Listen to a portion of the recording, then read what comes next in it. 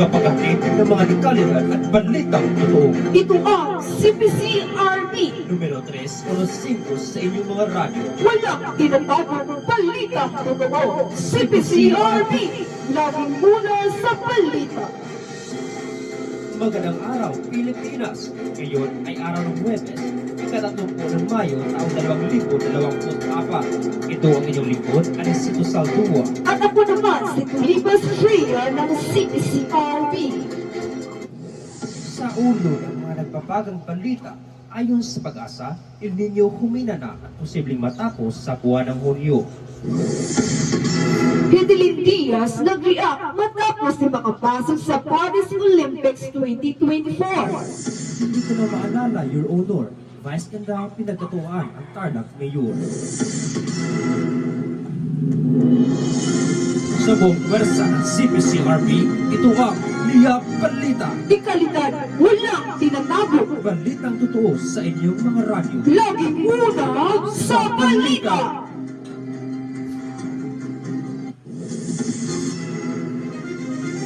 Para sa detalye ng mga nagpapagang balita, hinayaan ng Pag-asa na matatapos na ang pag-iral ng El Nino phenomenon sa bansa dahil sa patuloy na pagkuna nito sa ngayon. Narito si Chico Rolsanto para sa kabuang detalye ng Liya Balita. Ayon kay Benison Estareha, weather specialist, oras na mawala na ang El Nino ay babalik na ulit sa normal o neutral ang temperatura ng bansa.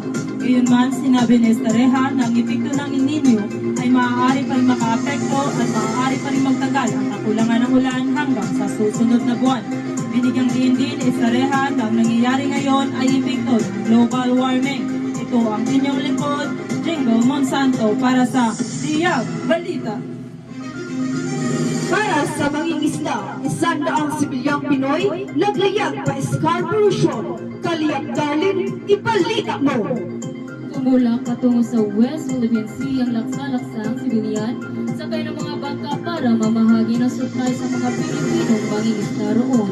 Ito habang iginiit ang karapatan laban sa pangaagaw ng China. Isinagawa ang misyon patungong Bao de Masinloc, Scarborough o Panatagsyon noong nakaraang Miyerkules, ika-15 ng Mayo 2024. Ito ang inyong lingkod, Darlene Casio para sa Liya Balita.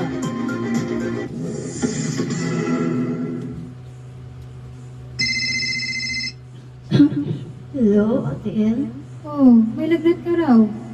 Opo, sakit rin ang ulo ko, kaya lang din naman tumalab yung kamot ko. Padalan kita ng Biogesic. Magaling sa sakit ng ulo't lagnat at iwas pa sa posibleng side effects. Salamat po. Yan ang Biogesic. Elimari po. Ingat! Unilab yan. Paracetamol is a generic name of Biogesic.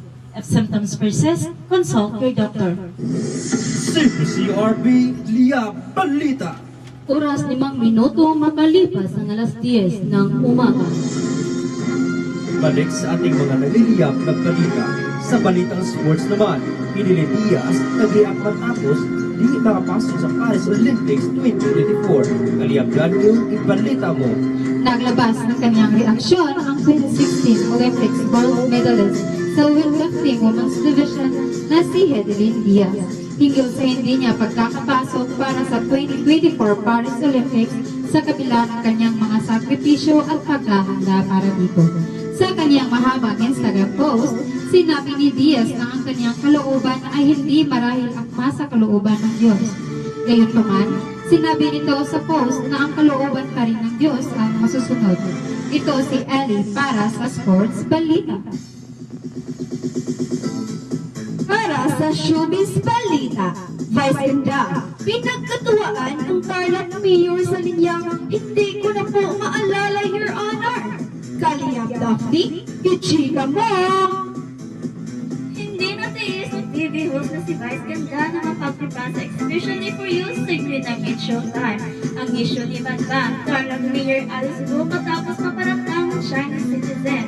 Chinese body at protector na na-raid ng Philippine Offshore Gaming Operator o PUGO ang huli. Dito na bumanat si Vice at sinabing iba ang kanyang lahi. Chinese raw ito at nakalimutan na lang ang pangalan. Sabay tawa ng host habang binibiro ang isang kontestant. Nang matanong ni Jong kung sino ang makakalimuting personahe, ito na lang na isagot ni Vice, yung nandoon daw sa sinitiri. Kung saan ang chismis nandoon tayo sis, Love ni Marie para sa balitang showbiz.